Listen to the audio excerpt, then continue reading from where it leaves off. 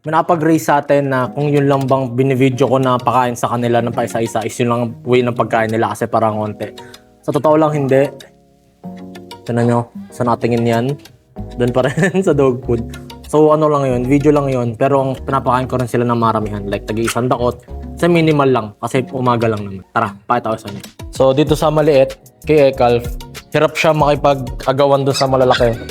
Binibigyan natin siya sa isang palanggana ng yung parte niya ng isang dakot. Yan, mga ganyan.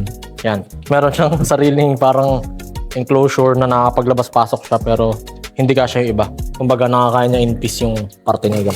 Yan. Yung cage din pala na yun. Yan, nandyan yung mga kulangot. 5 yan.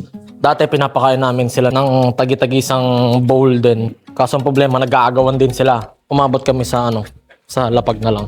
Pinapakain sila parang mga manok. Yan. Mas sanay sila, mas komportable sila nag-aagawan. Ayan. Yan, mga chicken. Mga chicken dog. Literal na chicken dog. Pinapakain sa umaga. Si Mami Baxi, siya yung nanay nung 5 na yon. Binibigyan ko pa siya ng malakas siya makipag-agawan pero at the same time, binibigyan ko siya ng bukod na Baxi. Para alam ko rin na, kasi siya yung pinaka nagugutom, siya yung nagpapadede. Sana nasagot ko yung tanong nyo. Hindi ko sila binibigyan ng tagdi 5 piraso lang kada umaga. Yan, busy silang kumain yung 4 na malaki. Tapos, busy rin siya doon.